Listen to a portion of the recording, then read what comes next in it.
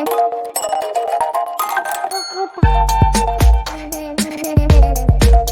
लेते हैं टाइम टेक्नोप्लास्ट की क्विकली एनालिसिस देख लेते हैं। चैनल को लाइक एंड सब्सक्राइब करना मत भूलेगा। तो टाइम टेक्नो में आप देखोगे एक अच्छा वॉल्यूम देखने को मिल रहे हैं। वजह स्टॉक के 2 दिन पहले नतीजे और नतीजे अच्छे रहे, इसीलिए वापस से स्टॉक नियर ब्रेकआउट के करीब पहुंचते हुए नजर आ रहा है।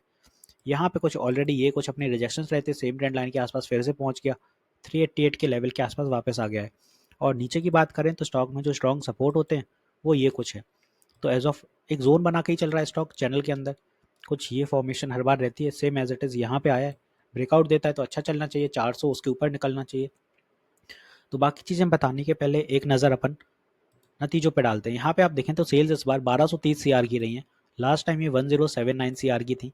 एक्सपेंसेस इस बार 1056 सीआर के रहे। लास्ट टाइम ये 932 सीआर का था। ऑपरेटिंग प्रॉफिट की बात करें तो 174, लास्ट टाइम ये 147। तो ऑपरेटिंग प्रॉफिट अच्छा बना, मतलब एबिटा मार्जिन सुधर गए। अदर इनकम 1 सीआर की रही है। इंटरेस्ट हालांकि 2 सीआर से कम है इस बार, 24, लास्ट टाइम 26 था। डेप्रिसिएशन इस बार 41 रहा है, लास्ट टाइम ये 45 था। प्रॉफिट फोर टैक्स की बात आती है तो यहाँ 110 सीआर का रहा है, लास्ट टाइम ये 76 था। नेट प्रॉफिट इस बार 80 सीआर का और लास्ट टाइम ये 57 का था। तो ईपीएस बढ़ के हो गया 3.49 रुपीज़। तो एज ऑफ ईपीएस भी काफ़ी इजाफा देखने को मिला है इस बार। अर्निंग पर शेयर होता है ईपीएस।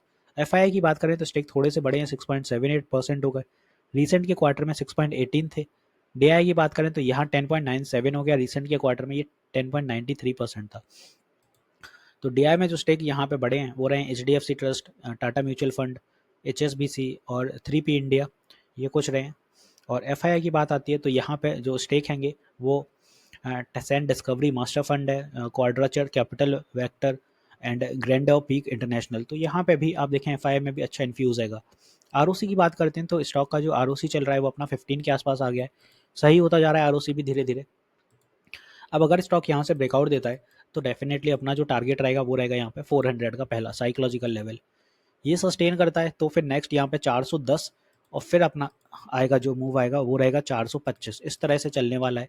आरएसआई के अकॉर्डिंग देखें तो गैप काफ़ी है, तो 400 के ऊपर तो चलना चाहिए स्टॉक को। डेली टीएफ के अकॉर्डिंग वीकली पे देखें तो ऑलरेडी ओवरबॉट टेरिटरी में है। तो फिलहाल 400 410 के ऊपर के टारगेट नहीं लेते हैं अपन। 425 अगर पहुंच जाता है तो बहुत अच्छी बात रहेगी, बट ओवरबॉट टेरिटरी में ही ट्रेल कर रहा है तो यहाँ पे स्टॉक एक करेक्शन के करीब है। बिकॉज अगर आप यहाँ से देखें तो एक कंसिस्टेंट रैली ही है स्टॉक में। हालांकि नतीजे अच्छे हैं तो वापस से इसमें वॉल्यूम में इजाफा रहा है। यहाँ पे अगर आप देखते हैं तो 362% रिटर्न दिए 441 डेज में।